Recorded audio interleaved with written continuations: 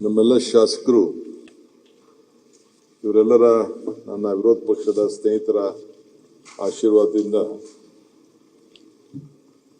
ಮೊದಲೇ ಬಾರಿಗೆ ಬಹಳ ವರ್ಷದ ನಂತರ ಈ ಸ್ಥಾನದಲ್ಲಿ ಕೂರಿಸಿದ್ದಾರೆ.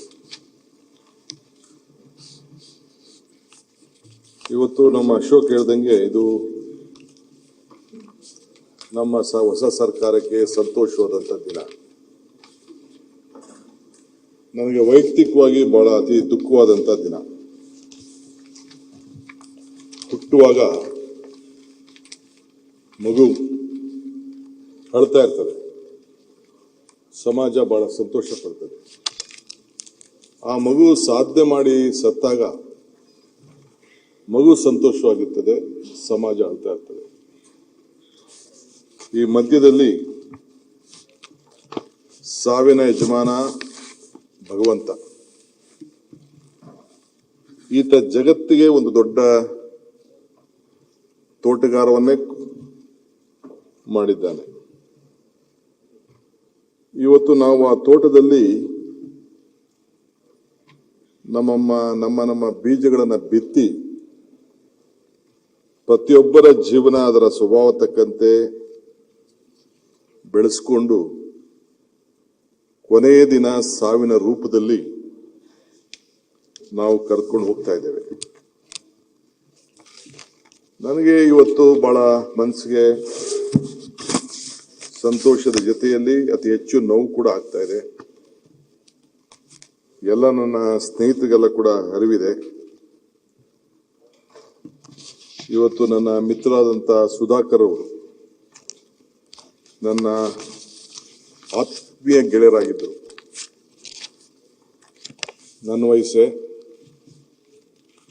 ಆತನ ಕೊನೆ ಉಸಿರು ಇಷ್ಟು ಜೊತೆಯಲ್ಲಿ ಇಷ್ಟು ಜಲ್ದಿ ಆಗ್ತದೆ ಅಂತೇಳಿ ನೀವು ಯಾರೂ ಬಯಸಿರಲಿಲ್ಲ. ನನ್ನನ್ನು ಈ ಸ್ಥಾನದಲ್ಲಿ ನೋಡಬೇಕು ಅಂತೇಳಿ ಬಹಳ ಆಸೆ ಪಟ್ಟಂತ ಒಬ್ಬ ಆತ್ಮೀಯ.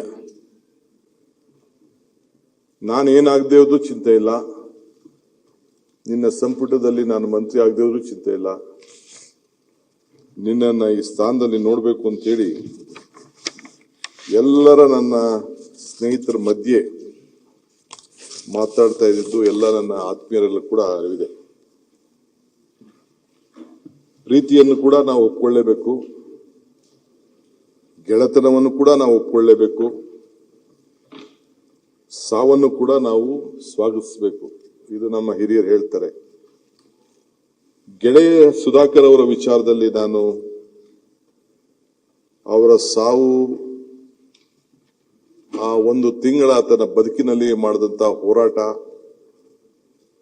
ಇವೆಲ್ಲ ನೆನೆಸ್ಕೊಂಡ್ರೆ ನನ್ನ ಸ್ನೇಹಿತ ನಮ್ಮ ಸೋಮಶೇಖರ್ ಇಲ್ಲಿದ್ದಾರೆ, ಇದ್ದಾರೆ. ನವೆಂಬರ್ 14ನೇ ತಾರೀಕು ನಾವು ಸಹಕಾರ ಸಚಿವರಾಗಿದ್ದೆ. ಎಸ್.ಎಂ. ಕೃಷ್ಣರವರು ಈ ಕುರ್ಚಿಯಲ್ಲಿ ಕೂತಿದ್ರು. ವಿಲಾಸರಾವ್ ದೇಶಮುಖ್ರವರು ಕರೆಸಿ ಒಂದು ಸಹಕಾರ ಸಪ್ತಾಹವನ್ನು ನಾವು ಮಾಡಿದೆವು. ಸಾಯಂಕಾಲ ರಾತ್ರಿ ಊಟ ಡಿನ್ನರು ಎಲ್ಲ ಯಾರು ಸಹಕಾರ ಕೊಟ್ಟರು ಅವ್ರಿಗೆಲ್ಲ ಕೊಟ್ಟರು.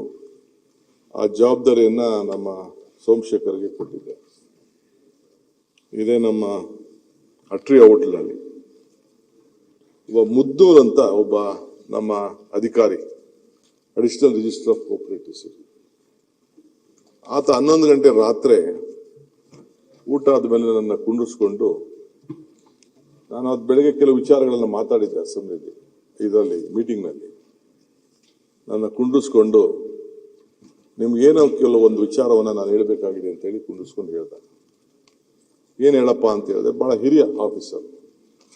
ಕ್ಷಣಂ ಚಿತ್ತಂ ಕ್ಷಣಂ ವಿತ್ತಂ ಕ್ಷಣಂ ಜೀವನ ಮೇವಚ್ಚ ಯಮಸ್ಯ ಕರ್ಣಾನಾಸ್ತಿ ತಸ್ಮಾತ್ ಜಾಗೃತ ಜಾಗೃತ ಜಾಗೃತ ಅಂತ. ಅಂದ್ರೆ ನಿನ್ನ ಪ್ರತಿಯೊಂದು ಕ್ಷಣ ಕೂಡ ಬಹಳ ಪವಿತ್ರವಾದ್ದು. ನೀನೇನಾದ್ರು ಸಾಧನೆ ಮಾಡಬೇಕು ಅಂದ್ರೆ, ಏನಾದ್ರು ಒಳ್ಳೇದು ಮಾಡಬೇಕಾದ್ರೆ ಯಾವ್ದಾದ್ರು ರೂಪದಲ್ಲಿ ನೀನು ಲೇಟ್ ಮಾಡಕ್ ಹೋಗ್ಬೇಡ, ನೀನು ಯಾವುದಕ್ಕೂ ಕಾಯಕ್ಕೆ ಹೋಗ್ಬೇಡ. ನಿನ್ನ ತೀರ್ಮಾನ ಜಾಗೃತರಾಗಿರ್ಲಿ ಅಂತ ಹೇಳಿ ಆತ ಜಲ್ದಿ ತೀರ್ಮಾನ ತೆಗೆದುಕೊಳ್ಬೇಕು ಅಂತ ನನಗೆ ಆದಂತ ಒಂದು ಹಿರಿಯದಂತ ಒಂದು ಬುದ್ಧಿವಾದವನ್ನು ಹೇಳ್ದ. ಇನ್ನು ಅದ್ರ ಅರ್ಥ ಹೇಳ್ಕೊಂಡೋದ್ರೆ ಇನ್ನ ಸ್ವಲ್ಪ ಲೇಟಾಗಿ ಆಗ್ತದೆ. ನಾನು ಜಸ್ಟ್ ಶಾರ್ಟ್ ಆಗಿ ಹೇಳ್ತಾ ಇದ್ದೀನಿ. ಹೇಳ್ಬಿಟ್ಟು ಮನೆಗೆ ಹೋದೆ.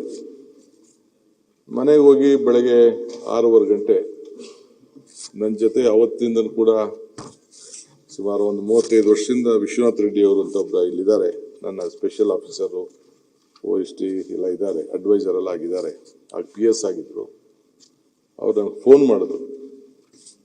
ಫೋನ್ ಮಾಡಿಬಿಟ್ಟು, ಸರ್ ಮುದ್ನೂರ್ ಅವರು ಇಲ್ಲ, ಬೆಳಗ್ಗೆ 5:15 ಗಂಟೆಗೆ ಹಾರ್ಟ್ ಅಟ್ಯಾಕ್ ಆಗಿದೆ ಅಂತ. ನಾನು ಯಾಕೆ ಈ ಮಾತು ಹೇಳ್ತಾ ಇದ್ದೀನಿ ಅಂತಂದ್ರೆ, ನಾವ್ಯಾರು ಪರ್ಮನೆಂಟ್ ಇಲ್ಲ, ಯಾರು ಪರ್ಮನೆಂಟ್ ಇಲ್ಲ.